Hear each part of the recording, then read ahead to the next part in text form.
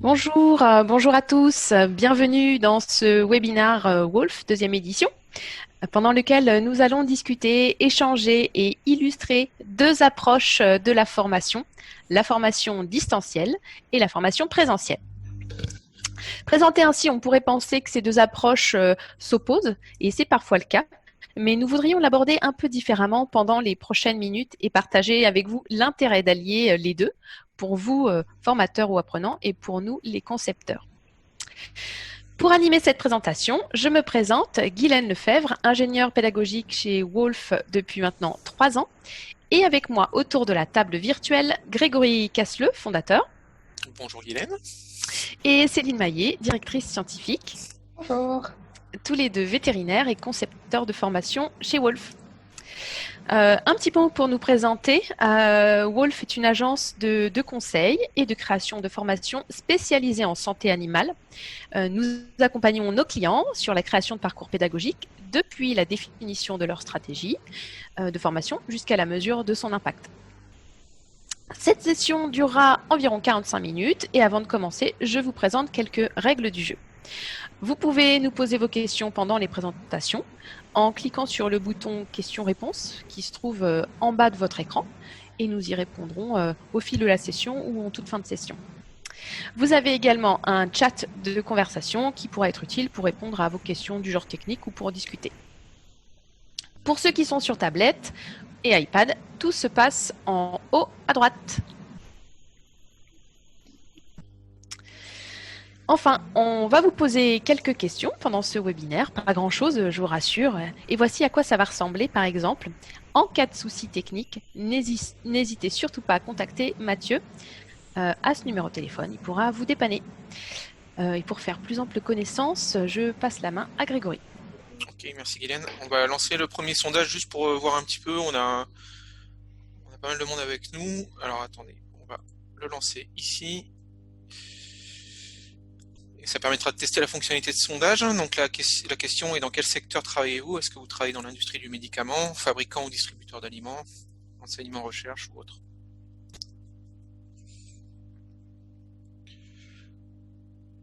Voilà, super. Donc on va fermer le sondage et on va partager les résultats. Donc on a dans l'industrie du médicament. Ensuite, c'est réparti sur les fabricants, enseignement et autres. Je vois qu'il y a aussi quelques personnes de Virbac avec nous donc, qui font du pet food et du médicament. Ça n'a pas dû être facile de répondre à la question pour vous. Donc je vais démarrer ma présentation. Donc en fait, ma présentation va porter sur la définition du blended learning ou de la formation digitale ou ce qu'on appelle formation hybride. Alors je pense qu'on peut tous constater que l'approche de la formation a changé de façon spectaculaire, notamment ces dernières années, mais quand on prend un peu de rétrospective, en fait, la formation a toujours évolué dans le temps. On n'a pas du tout appris de la même façon dans les années 70 que dans les années 80, que dans les années 90. Ce qui est certain, c'est qu'en fait, la différence par rapport à la situation d'aujourd'hui, c'est que le digital a accéléré cette transformation de la formation. Comme le marketing d'ailleurs, hein, la formation, j'allais dire, subit en fait, ou en tout cas bénéficie, si on le voit de manière plus positive, des avancées technologiques et notamment du développement du web. Alors, en pratique, qu'est-ce que ça donne? Ça donne qu'on est passé d'un modèle de formation où l'apprenant, on va le voir, était assez passif, à un modèle où les formateurs vont favoriser l'apprentissage. Donc on passe d'un modèle passif, formation, hein, qui est un mot assez horrible hein, d'ailleurs en français, hein, former, donner une forme, à un mode où on va favoriser l'apprentissage et notamment le développement, on va le voir, des compétences. Alors ça peut paraître très conceptuel, mais quand on regarde de manière un petit peu plus pratique, en réalité ça a beaucoup évolué, puisque dans le passé, la formation était décidée par un autre. On vous envoyait en formation. Si vous travaillez, donc on a vu, il y a une grosse majorité des gens aujourd'hui qui travaillent dans l'industrie, les RH ou votre manager vous envoyait en formation une journée, 2 jours par an. C'était d'ailleurs souvent perçu comme un temps perdu, hein, malheureusement. Alors qu'aujourd'hui, en fait, les apprenants décident de leur formation. Un exemple pratique, si vous avez envie de vous former, je sais pas, au marketing par exemple, aujourd'hui il y a des cours en ligne qui sont disponibles à l'EM de Lyon, par exemple. Hein, donc, et vous pouvez, dans votre temps libre, vraiment décider de votre formation. La deuxième évolution que permet le digital, c'est qu'on est passé d'une approche identique, quel que soit le type d'apprenant, à une approche personnalisée. Aujourd'hui, les apprenants recherchent une approche personnalisée et adaptée à leurs problématiques. Hein, la personnalisation, comme le marketing, encore une fois, on voit avec le développement des réseaux sociaux et la puissance des données, on a exactement le même phénomène en formation. Les apprenants recherchent un parcours personnalisé, adapté à leurs enjeux, adapté à leur environnement. Vous travaillez dans la santé animale, vous voulez être formé sur la réglementation dans la santé animale, dans votre environnement, éventuellement même sur votre catégorie. Et pas une formation généraliste qui n'aurait aucun sens pour vous. Le troisième élément, c'est qu'on est passé d'un mode essentiellement présentiel où les apprenants en fait allaient en formation, en congrès, en séminaire, à un mode où les gens peuvent se former quand ils le veulent, où ils le veulent et comme ils le veulent, avec un tout petit appareil que vous avez tous dans votre poche ou sur votre bureau qui s'appelle un smartphone. Et ce smartphone, en fait, il permet d'accéder à des contenus de formation dans votre vie professionnelle ou dans votre vie privée. Hein. Il y a 15 jours, j'ai voulu faire la vidange de ma voiture. Qu'est-ce que je l'ai fait? Je suis allé sur Internet, sur YouTube, pour voir comment on faisait la vidange de la voiture. Ces contenus, aujourd'hui, sont disponibles vraiment comme on le souhaite et où on le souhaite. L'avant-dernier point, c'est que les apprenants, les élèves deviennent acteurs de leur formation. Avant, on avait une approche très descendante. Un formateur expert, souvent expert hein, d'ailleurs, le formateur et expert étaient les mêmes personnes, allaient former des étudiants, des apprenants de manière descendante. Aujourd'hui, les élèves, les apprenants vont former leurs pairs. L'apprentissage par les pairs, c'est une grosse tendance. Et donc on a vraiment une transmission horizontale en fait de ces connaissances et de ces compétences qu'on n'avait pas il y a encore quelques années. Et ça, c'est facilité notamment par les réseaux sociaux qui sont en lien avec les plans de formation digitaux. Dernier point et non des moindres, on est passé d'un mode où on était à la recherche de connaissances, qu'on validait souvent avec des quiz, des QCM, questions en choix multiples, à vraiment le développement de compétences, savoir-faire, savoir-être, avec des compétences, des connaissances appliquées que l'apprenant va pouvoir mettre en œuvre quasiment en sortie de formation. Et changer, en fait, impacter positivement sa performance. Donc, tout ça, c'est facilité par le digital, on va le voir, et notamment par la formation hybride. Le deuxième constat qu'on peut faire, c'est que on parle beaucoup de formation continue dans notre environnement.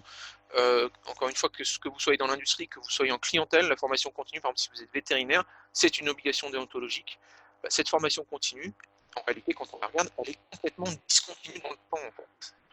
Encore une fois, on vous envoie en formation une journée, 2 jours. L'avantage, on va le voir, du digital et du blended learning de la formation mixte, c'est qu'elle va rendre cette formation continue, réellement continue dans le temps. Tous les jours, potentiellement, vous allez pouvoir vous former sur votre lieu de travail ou encore une fois en accédant à des contenus. Donc, on parle de blended learning, en anglais, un blender mixé, ou de formation mixte digitale, ou de formation hybride, ou de formation digitale. Tout ça, c'est la même chose. C'est juste probablement des consultants qui coûtent très cher, qui ont juste donné un nom différent au même concept. En pratique, de quoi parle-t-on? Quand on parle de blended learning, on parle de mixer des modalités présentielles et distancielles dans un parcours cohérent sans les substituer pour gagner en performance. Donc cette définition elle est importante au sens où on ne parle pas de digital et présentiel, mais on parle vraiment de présentiel et distanciel. Donc des formations face à face et des formations à distance qui sont mixées dans un parcours cohérent. Donc, dès la conception du parcours, on va réfléchir à mixer ces modalités sans les substituer. Donc l'objectif, ce n'est pas de remplacer le présentiel par du distanciel, mais vraiment de les combiner, et tout ça pour gagner en performance. Performance de la formation, en termes d'engagement, Céline vous en parlera après, mais également en termes d'impact, de retour sur investissement et d'impact de la formation. Donc, une fois que vous avez compris cette décision, on va le voir ensemble, on a préparé un exemple avec 4 exemples plutôt de parcours de formation. Selon vous, donc en prenant en compte cette définition, lesquels peuvent être considérés comme du blended learning. Est-ce que la transformation de la totalité d'une formation présentielle en module de e-learning peut être considérée comme du blended learning? L'utilisation d'un système de quiz sur smartphone pour enrichir une formation présentielle. La création d'un parcours de formation composé de séquences en ligne et en présentiel.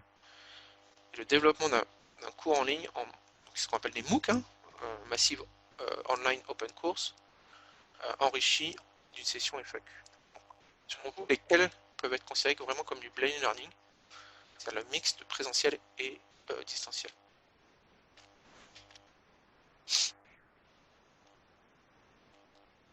Je vous laisse encore un petit peu de temps. On va attendre, on a à peu près la moitié des gens qui ont voté. Voilà, super. Je vais mettre fin au tournage et on va partager les résultats. Alors, donc 100% d'entre vous ont répondu création d'un parcours de formation composé de séquences en ligne et en présentiel. Ça, c'est vraiment du blended learning. On l'a vu, c'est je crée mon parcours avec du séquences en ligne et des séquences en présentiel. L'utilisation d'un système de quiz sur smartphone pour enrichir une formation présentielle et le MOOC, au sens strict, ce n'est pas du blended learning. Maintenant, on va pouvoir en parler et si vous avez des questions dessus, n'hésitez pas à nous en envoyer encore une fois. C'est l'utilisation d'un système de quiz sur smartphone pour enrichir une formation présentielle, c'est de l'enrichissement de présentiel. C'est pas du blended learning au sens strict du terme. Et le MOOC, en fait, on est en digital pur puisque tout se fait à distance. Même s'il y a des sessions en direct, c'est aussi ne sont pas considérés comme du blended. Donc, quand on parle de formation distancielle, de quoi parle-t-on? On parle de différents médias de formation qu'on va pouvoir mettre en œuvre en fonction de nos objectifs pédagogiques. Comme pour le marketing, la grosse tendance en formation, c'est la vidéo. Vidéo qui peut être passive, donc ça peut être une interview d'experts, ça peut être des petites animations, ce qu'on appelle les motion design, ça peut être également des vidéos interactives, c'est-à-dire des vidéos sur lesquelles on va rajouter une couche de quiz. Donc, on en a fait plusieurs chez Wolf. En gros, on va filmer et puis à un moment, on va demander à l'apprenant que feriez-vous dans cette situation? Et en fonction de ce que l'apprenant va choisir, on va avoir une séquence vidéo qui va différer derrière. Ça, c'est la grosse tendance, c'est très engageant. C'est comme le développement de la vidéo sur le marketing avec YouTube, ça fonctionne très très bien. Ensuite, on a des webinars, ce qu'on est en train de faire en ce moment. On a des replays. Donc les webinars, d'ailleurs, le webinaire est enregistré, sera disponible en replay demain dans l'email de suivi que vous recevrez. On a les MOOC, les cours en ligne massifs, qui peuvent être diplômants. On a des e-books, des PDF à lire, pardon. Et puis on a également des podcasts. Podcasts, c'est une grosse tendance dans notre environnement de formation. C'est en plein développement, notamment grâce au développement des plateformes de podcasts. Si c'est très bien fait, c'est très engageant, hein, et puis c'est assez pratique. Hein, ça peut être mis, par exemple, dans les voitures des délégués entre les visites pour les former.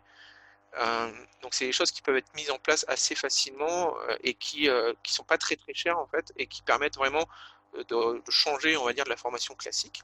Ensuite, on a les forums, les chats, la réalité augmentée, la réalité virtuelle. Ce sont des technologies aujourd'hui qui sont assez facilement qu'on peut facilement mettre en œuvre. Hein. Nous, on a travaillé avec les écoles vétérinaires par exemple sur la visite d'élevage virtuel de porc. On a travaillé avec des clients sur des visites d'élevage. Là, on va probablement travailler sur des visites d'abattoirs. C'est des choses qui se mettent en œuvre assez facilement et qui restent dans des budgets raisonnables. Et ensuite, on a tout module de formation, donc les modules classiques, avec différents niveaux de sophistication. Et puis, si c'est développé sur smartphone spécifiquement, ce qu'on appelle des mobile learning, et qui est encore une fois une grosse tendance qui fonctionne très très bien sur les délégués. La formation distancielle, en gros, à partir du moment où ça fonctionne sur un smartphone, un PC et une tablette, c'est de la formation distancielle. Les avantages, quels sont-ils? Le premier, donc on en a parlé, les Anglais appellent ça ATAWAD, Anytime, Anywhere, Any Device. C'est disponible pour les apprenants quand ils le souhaitent, où ils le souhaitent et sur n'importe quel type de device. C'est vraiment critique dans notre environnement et encore une fois, ça c'est vraiment une mécanique de formation qui est importante à prendre en compte dans votre stratégie, notamment encore une fois sur la formation interne des délégués qui sont sur le terrain 80% du temps. On va favoriser les formations digitales. Ensuite, ça permet de traquer et de contrôler, notamment si c'est mis sur des plateformes de formation, ce qu'on appelle les Learning Management Systems. On va pouvoir faire des quiz, vérifier l'acquisition des quiz, on va pouvoir relancer si les apprenants n'ont pas fait les modules. Ça permet également de maîtriser les coûts. On va pouvoir, en fait, nous on travaille souvent dans des cadres budgétaires hein, chez Wolf. Donc le client nous dit je veux former mes délégués à cette thématique et j'ai tant de budget. Donc il n'y a pas de surprise. Alors qu'en présentiel, on verra, il peut y avoir des surprises, hein, parce qu'à chaque fois que vous faites un présentiel, vous allez augmenter les coûts d'organisation, du temps de présentiel, de l'expert et ainsi de suite. Le dernier point, c'est que ça permet de générer ce qu'on appelle la learning data. Donc la data, tout le monde en parle en ce moment. Pas grand monde qui en fait, pour être très clair, mais en réalité, le learning peut générer de la donnée, et cette donnée peut être utilisée comme levier de business. Alors, je vais prendre un exemple très pratique. Faites une formation à destination des vétérinaires sur une thématique qui vous est chère, proche de votre produit, par exemple, et qui est disponible gratuitement en ligne. Et ben, si c'est lié à votre CRM, on va pouvoir, par exemple, flaguer les apprenants, donc les vétérinaires qui ont fait la formation, et donc les délégués vont être informés et vont pouvoir, par exemple, utiliser cet événement dans la discussion avec leurs clients pour générer de la vente. Cette notion-là, elle est importante, c'est-à-dire que quand on pense formation, il faut aussi penser comment on intègre ça dans votre business, et notamment au niveau de votre archi, notamment pour la formation. Pour le présentiel, de quoi parle-t-on? On parle de toutes les formations où on voit le tuteur ou le formateur en face à face. Donc le classique, c'est le cours magistral. En France, c'est encore très développé hein, dans les écoles vétérinaires, notamment, même si on pourra en discuter, les écoles vétérinaires évoluent beaucoup hein, sur les méthodes pédagogiques, avec vraiment du digital, des plateaux de simulation, on voit ici, plateaux de simulation qui font également partie du présentiel. Très, très intéressant dans notre environnement de santé, que ce soit des simulations du geste technique ou des simulations plus soft skills, ce qu'on appelle des jeux de rôle.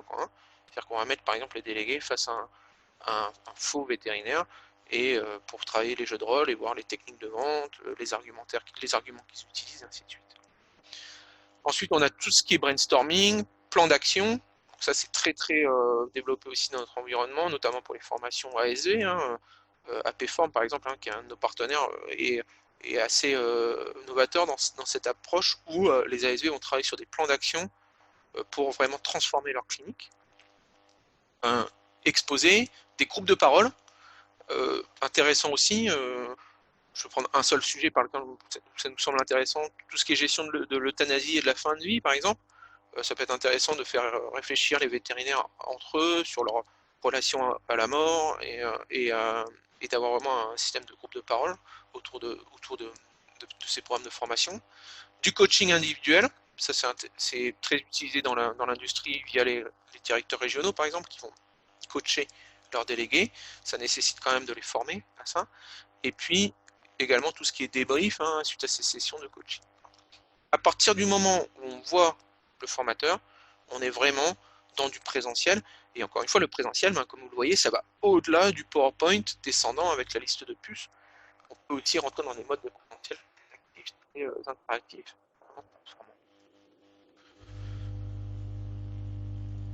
Les bénéfices de cette formation présentielle, quels sont-ils?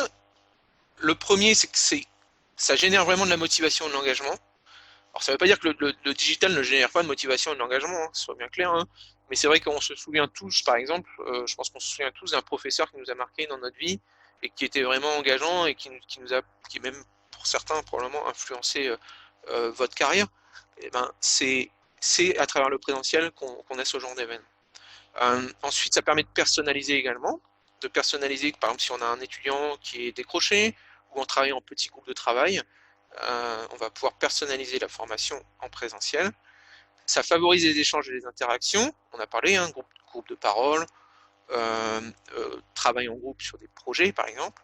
Et le dernier point qui est vraiment essentiel, c'est que la mise en pratique est facilitée par le présentiel. Une des grosses tendances dans la formation, il y en a plusieurs, on en a parlé, du mobile learning, par exemple, pas de la gamification, il y en a plusieurs, mais une des grosses tendances, c'est la formation sur le poste de travail. C'est-à-dire qu'on va former vraiment en mode formation-action sur le poste de travail, avec des mises en pratique. Et c'est quasiment que de la mise en pratique, du learning by doing, ou learning by living, comme disaient les Anglais. Et ça développe énormément les compétences. C'est pas toujours facile à mettre en œuvre, Mais si on veut par exemple travailler la multicompétence, c'est vraiment par la formation sur le poste de travail qu'il faut travailler. Alors, chez Wolf, on est convaincu vraiment que la solution dans la plupart des challenges que vous avez, elle est dans l'alliance.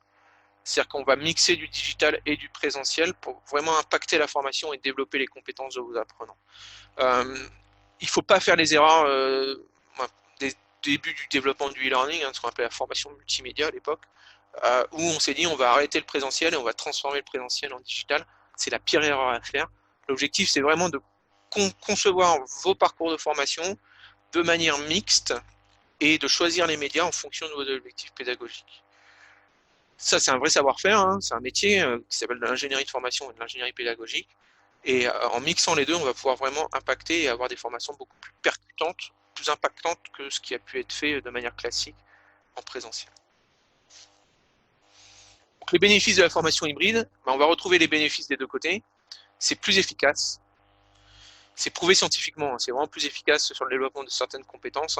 Il y a pas mal de papiers qui ont été faits là-dessus. Je ne vais pas rentrer dans le détail. Ça permet vraiment de développer les compétences, on en a parlé, et ça a un impact sur la performance business vraiment de votre formation. Si vous avez une formation par exemple technique de vente, en faisant du mixte, on va pouvoir avoir un impact plus fort sur les ventes et avoir un meilleur retour sur investissement. C'est plus flexible, ça permet notamment sur les sessions de présentiel de s'adapter aux différents styles des apprenants, et les ingénieurs pédagogiques vont pouvoir choisir les médias selon les objectifs pédagogiques et pas l'inverse. Et ça, c'est vraiment essentiel aussi. C'est-à-dire que vraiment, on a une réflexion en disant, vous voulez atteindre cet objectif, on va vous recommander ce média ou cette approche. L'autre point qui est important, c'est que c'est un déploiement international qui est facilité. Certains d'entre vous travaillent probablement dans des contextes internationaux. L'environnement de la santé animale est très concentré autour de gros acteurs avec beaucoup de rachats. Donc nous, par exemple, chez Wolf, il y a un projet sur deux qui est conduit à l'international, donc qui est développé en langue anglaise pour être déployé ensuite à l'international. Les formations hybrides qui intègrent du digital sont déployées à l'international de manière facilitée. Tout ce qui est traduction, localisation, tout ça, on travaille avec des partenaires, c'est fait assez facilement. On a des investissements, mais c'est fait assez facilement. Le dernier point, c'est que c'est plus économique. On réduit les temps de présentiel. On va pouvoir également avoir une durabilité de la formation digitale. Donc, il va falloir choisir des sujets de la formation digitale qui sont durables. Donc, par exemple, si vous faites une formation sur l'anatomie du chien ou du chat, elle risque pas de changer d'ici quelques années. Donc, même si elle évolue, en tout cas, la connaissance évolue. Donc, on va pouvoir choisir. Dans ce cas-là, on va pouvoir privilégier du digital. Et puis, donc, à la fin, on a un meilleur retour sur l'investissement. Donc, vous voyez vraiment, la formation hybride est vraiment pour nous une approche qu'on doit pousser et qui permet vraiment d'impacter cette formation, l'impact de votre formation. Merci Grégory. En tout cas, on comprend bien avec ce que tu nous présentes que les bénéfices de cette approche, ça répond aux problématiques actuelles rencontrées dans la formation. Est-ce que mes apprenants sont disponibles dans le temps, mais aussi géographiquement? Sont-ils engagés, attentifs? Est-ce qu'on répond bien à leurs attentes? Mixer le présentiel et le distanciel offre un vrai panel de solutions pour former dans les meilleures conditions. Alors maintenant, comment on en fait un succès, en tout cas dans votre entreprise ou dans votre organisation? On a quelques pistes pour vous aider à mettre en place un dispositif de formation mixte, présentiel et distanciel. Et Céline va nous le présenter. Oui, merci Guylaine et merci Grégory pour cette première partie. Donc effectivement, on a vu avec Grégory les bénéfices de cette formation. Mais maintenant, comment en faire un vrai succès? Alors, c'est assez simple finalement. Il s'agit vraiment de considérer la formation comme une vraie campagne marketing et donc se définir un objectif pour la formation. Ensuite, vraiment se centrer, être apprenant-centrique et enfin mesurer et engager les actions. Donc, la première clé est de construire pour atteindre son objectif. Donc, la conception d'une formation, qu'elle soit à la fois distancielle, présentielle ou hybride, comme on l'a évoqué, doit être fondée sur l'objectif. Une erreur commune est de vouloir partir du contenu qu'on pourrait avoir et de pouvoir le transformer avec une technologie qu'on souhaiterait tester, comme par exemple faire un e-learning ou faire de la réalité virtuelle. La réflexion doit vraiment être plutôt que je souhaite faire de la réalité virtuelle, c'est plutôt je souhaite changer le comportement de telle population. Comment je vais m'y prendre, quel contenu j'ai besoin, quelle technologie je vais devoir utiliser pour pouvoir atteindre mon objectif. Donc, on voit bien ici que le contenu, la technologie et l'innovation doivent être, ainsi que le format, doivent être au service de cet objectif. Et j'insiste aussi sur l'innovation qui peut être quelque chose souhaité par le client en priorité. On se dit, tiens, j'ai envie vraiment de faire une formation innovante. Et en fait, ça reste vraiment, tout ça doit être vraiment au service de l'objectif. Donc, on peut constater qu'une formation hybride sera très intéressante donc, pour enrichir, Grégory l'a évoqué, du présentiel, par exemple avec un petit module distanciel en amont. Et ce module distanciel permettra aux présentateurs lors du présentiel d'avoir des informations collectées sur ces apprenants. Si par exemple on souhaite faire une diffusion large d'un concept de santé, là on pourra plutôt utiliser les réseaux sociaux avec des supports type motion design. Donc vraiment, tout ça, c'est vraiment lié à ce qu'on souhaite faire derrière. Alors, au niveau de l'expérience apprenant, je vais juste fermer ça. L'expérience apprenant doit être au centre de tout. Donc, il est vraiment important de bien comprendre son audience pour pouvoir engager et favoriser la mémorisation. Des choses qui sont très intéressantes à explorer en formation, c'est les faire appel aux différents sens, par exemple. Donc, on fait beaucoup appel, évidemment, à la vue et à l'ouïe. Mais pourquoi pas explorer aussi les sens du toucher, du goût et de l'odorat à travers la formation. Donc, la réalité virtuelle est un très bon moyen de pouvoir mettre ça en place, notamment au niveau de la chirurgie, qui permet donc de pouvoir vraiment explorer avec tous les sens cette chirurgie.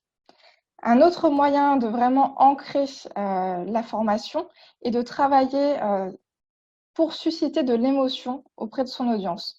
Donc, en connaissant son audience, on sait quel levier actionner pour susciter de l'émotion. On connaît tous l'exemple de la Madeleine de Proust, qui a un fort ancrage mémoriel. Ensuite, la formation doit être absolument personnalisée à l'apprenant. Rien de pire que de subir une formation soit trop compliquée, soit trop simple par rapport à son niveau. Donc, toutes les données qu'on peut collecter sur notre audience, tout ce qu'on peut apprendre de son audience nous permettra vraiment de proposer un niveau adapté à la formation et personnaliser ainsi le parcours pour avoir la meilleure expérience possible. Enfin, la collaboration, Grégory aussi l'a évoqué, fait partie des éléments clés de la mémorisation, que ce soit l'apprentissage entre apprenants, l'enrichissement entre apprenants ou également les interactions entre l'apprenant et le formateur.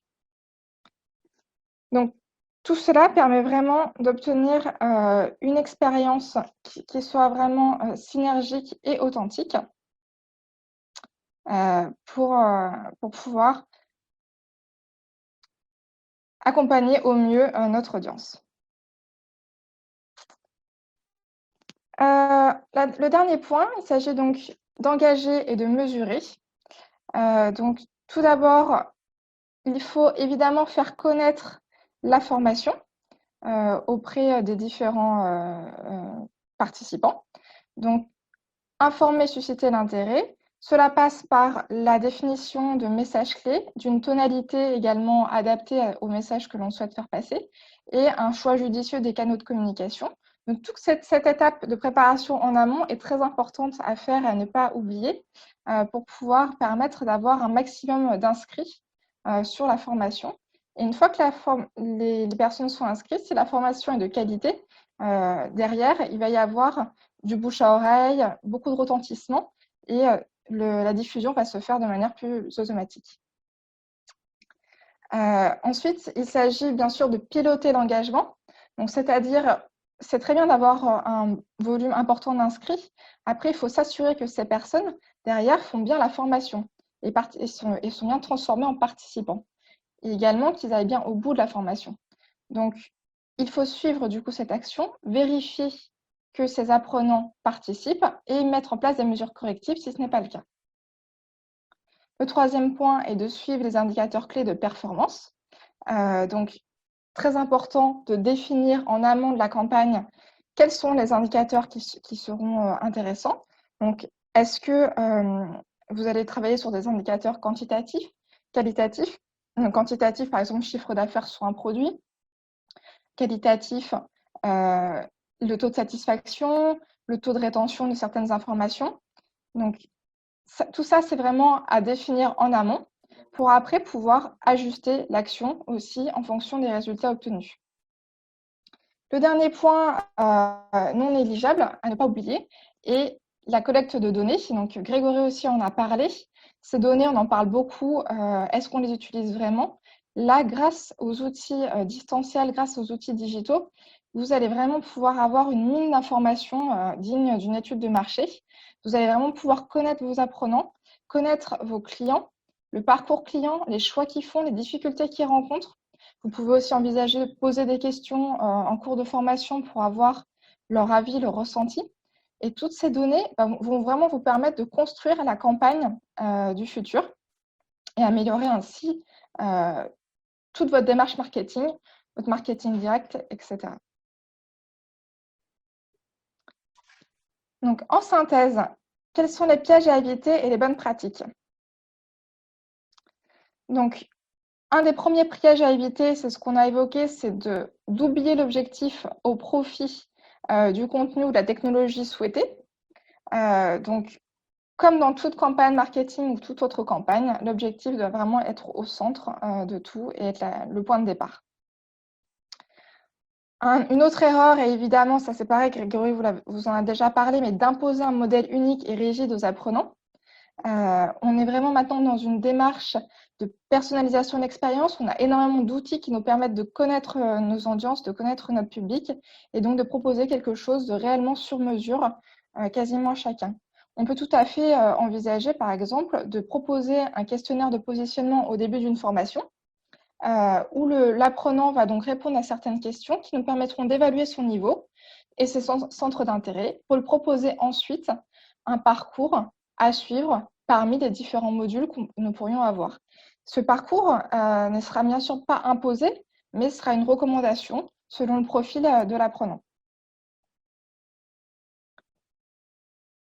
Une autre erreur est de se donner comme objectif la mise en ligne du projet, le bon lancement du projet, alors qu'en fait, il faut vraiment préparer en amont avec la communication, même pendant, suivre le déploiement, s'assurer du bon déploiement et le suivre, continuer à engager des personnes. On peut tout à fait avoir des e-learning sur lesquels on peut engager des gens pendant quasiment une année, voire plus, et également suivre la performance derrière pour pouvoir toujours ajuster et piloter l'action.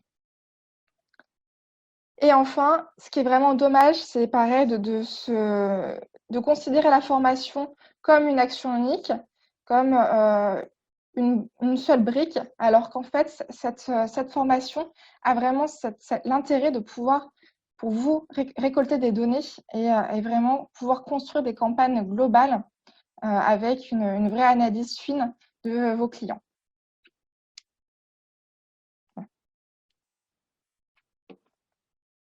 Je redonne la main à Guylaine. Oui. Merci Céline.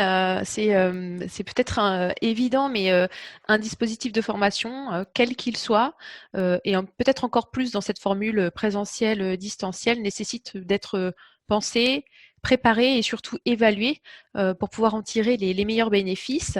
Et on espère en tout cas que ces éclairages vont vous donner quelques idées pour améliorer vos dispositifs de formation demain. Je vous rappelle que vous pouvez poser vos questions en ligne. On en a une de Vincent, que je vais d'ailleurs peut-être y répondre, pour savoir quels sont les outils qu'on met en place pour collecter les données en cours de formation et à la suite des formations. Donc, je ne sais pas si Céline ou Grégory voulaient répondre, sinon j'ai quelques éléments. Ouais, on va en parler. Je vais en parler un peu sur les cas et puis on creusera derrière ensemble, hein, ça te va? Ok, ça marche, très bien. Donc en tout cas pour illustrer ce qu'on vient de discuter là la demi-heure qui vient de passer, eh bien nous chez Wolf on a développé justement des dispositifs qui s'inspirent de l'approche mixte et on vous a préparé une présentation de quelques cas qui pourront peut-être vous donner envie de les essayer ou d'en faire de même. Je te laisse la parole Grégory. Merci Glenn. Super. Donc on a préparé 2 cas. Alors, l'hybride, pour être très clair, nous on le pousse beaucoup dans les recommandations. Hein, donc souvent on reçoit des briefs. Je veux former mes délégués à cette problématique et on va en fonction des budgets et tout ça, mais on va quand même beaucoup pousser ces concepts hybrides parce qu'on l'a vu, ils ont beaucoup d'avantages. Et je vais vous montrer 2 cas. Le premier cas, ce qu'on appelle une classe inversée. Alors, il y a différents modèles de formation hybride, sans rentrer dans les concepts pédagogiques qui peuvent parfois paraître très conceptuels pour le coup. La classe inversée, alors c'est pas les étudiants font la classe, hein, c'est les apprenants viennent en présentiel en ayant étudié une formation distancielle auparavant. Donc c'est le modèle classique, on va dire, de la formation hybride, c'est-à-dire que j'envoie du e-learning en amont de mon présentiel et du coup les gens arrivent avec déjà un prérequis au moment du présentiel et ça va changer complètement mon présentiel. Donc, vous avez peut-être entendu parler des rencontres éleveurs vétérinaires, puisque c'est l'un des événements sur lequel de la VAC, hein, c'est un des événements sur lequel on est partenaire depuis 4 ans maintenant. C'est un modèle comme ça. Hein. Les éleveurs viennent le jour de la réunion, le jour de la veille de la VAC, en ayant fait des modules de e-learning, et du coup on a changé complètement le présentiel avec des tables rondes et ainsi de suite. C'est pas ce cas-là qu'on va vous montrer. On va vous montrer un cas qu'on a développé pour Arnaud Deleu au SIMV qui s'appelle la formation de Sophie. Formation à la réglementation de la communication du médicament vétérinaire. Je ne sais pas si certains d'entre vous l'ont fait, n'hésitez pas à nous le dire dans le chat, à nous faire du feedback, c'est toujours intéressant. Cette formation, donc le SIMV est un client partenaire de Wolf, hein, donc forme les labos, en tout cas les personnels de labo, à la réglementation de la communication du médicament, donc tout ce qui est publicité. Sujet un peu pas très fun, subi comme une contrainte par les marketeurs. On va dire ce que je veux. Hein. Et donc on a complètement transformé l'approche avec une approche hybride. Elle s'appelle la formation Sophie, puisque le scénario en fait c'est que vous accueillez Sophie, qui est une stagiaire qui vient de chez L'Oréal, qui ne comprend pas tout au marketing et de la réglementation, et il va falloir l'accompagner en fait dans la mise en place de ces publicités. Donc il y a un premier module de e-learning où Sophie en fait vous présente ce qu'elle a compris de la réglementation et c'est ce qu'on appelle une vidéo interactive. Donc en fait Sophie vous fait une présentation et à chaque fois que vous voyez une erreur vous appuyez sur un bouton stop et vous devez la corriger. Et donc c'est vraiment on a changé la vidéo de manière passive en vidéo interactive et ensuite il y a des modules de e-learning, on va le voir avec des cas concrets. Ça, c'est fait en amont de la journée de formation, qui est faite par Arnaud Deleu, le formateur du SIMV. Ensuite, Arnaud fait un présentiel interactif où il valide les acquis, et puis surtout, il va mettre en œuvre des cas pratiques avec des fausses pubs. On a développé des fausses pubs qui ressemblent vraiment à des pubs de la semaine de ou de la belge ou essentielles. Et vous jouez le rôle du réglementaire et vous devez corriger en fait ces publicités. Donc en pratique, ça donne ça. Des exemples de screenshots. Ici, vous avez par exemple Sophie qui est cachée derrière le quiz et donc qui n'a pas compris qui était responsable du contrôle des publicités et il faut la corriger. C'est gamifié avec des systèmes de smiley comme vous le voyez, hein, donc à droite, système de points pour générer de l'engagement. Ici un autre exemple d'interaction sur un module de e-learning où il va falloir classer si le produit peut faire l'objet de publicité ou pas, puisqu'il y a certains produits qui ne peuvent pas faire l'objet de publicité, hein, comme les autres vaccins. Et puis ensuite le PowerPoint interactif, retravaillé pédagogiquement. Donc ça c'est un PowerPoint qu'on a retravaillé avec Arnaud, hein, pour que ça soit un peu plus sympa, un peu plus visuel, et il va interagir avec donc une solution qui s'appelle Klaxoon qui permet en fait d'avoir des votes pendant le présentiel. Donc ça c'est intéressant parce que ça lui permet de valider les acquis qui sont sur le distanciel et puis aussi d'ajuster son discours.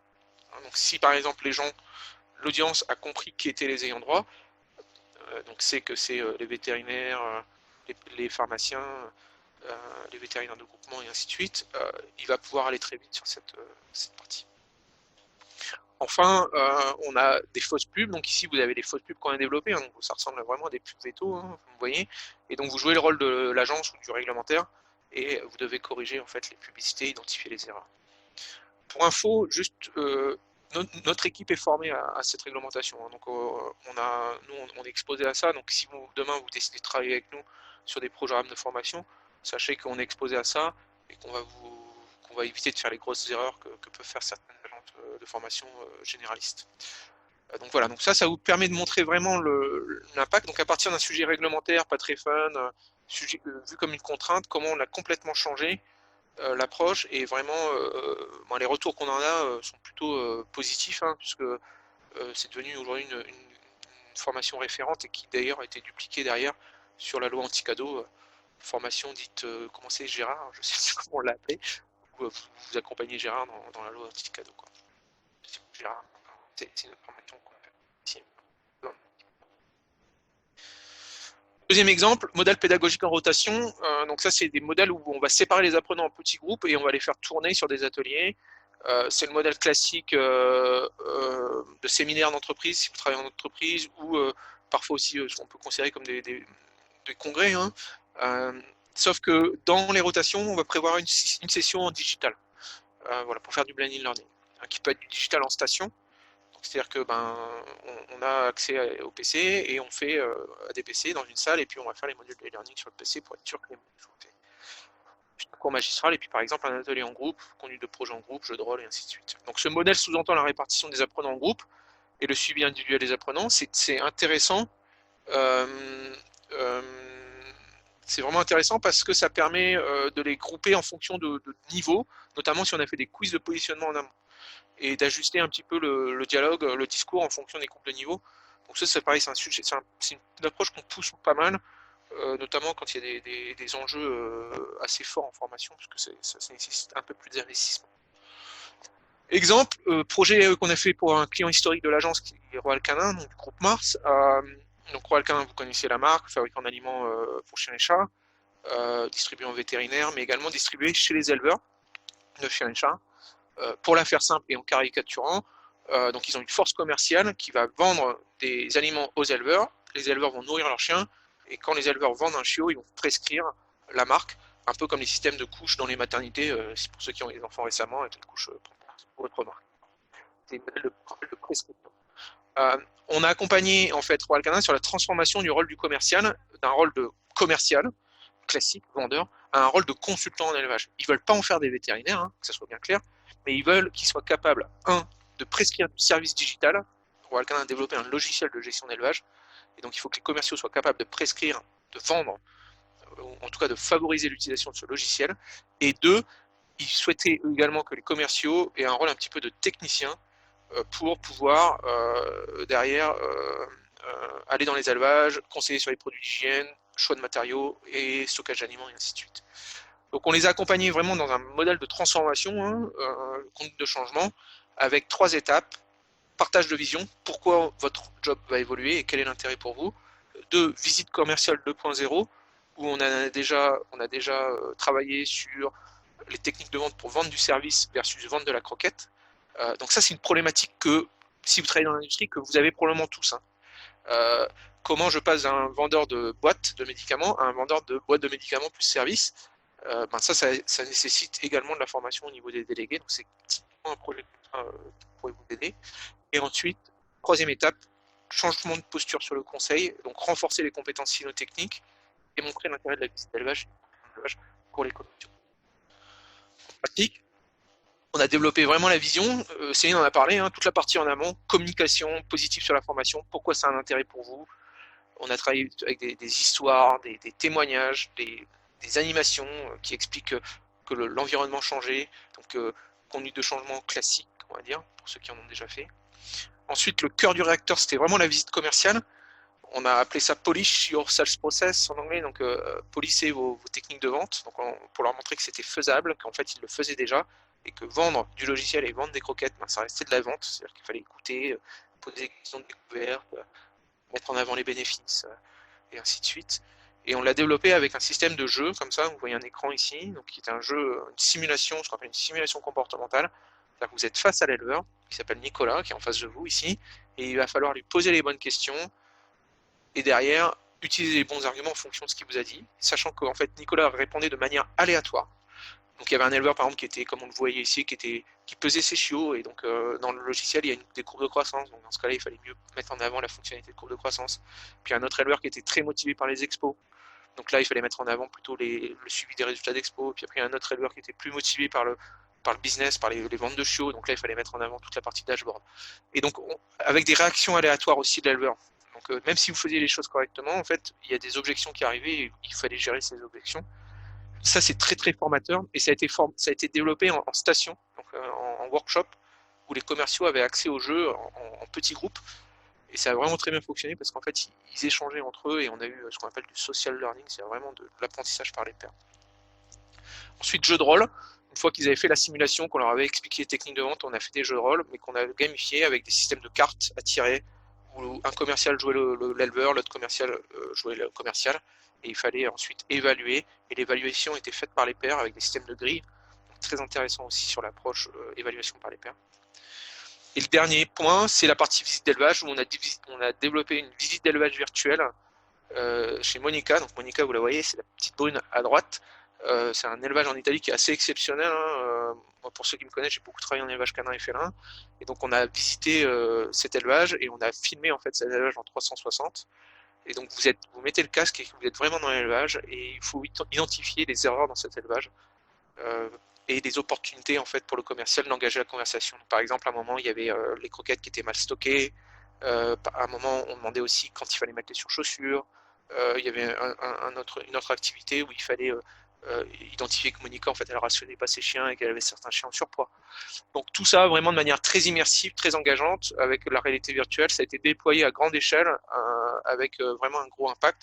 Pour information, ce dossier est retenu dans les Digital Awards, donc c'est un concours de formation qui a lieu, qui est organisé par le Ségos, et on a été sélectionné, on aurait pris ça la semaine dernière.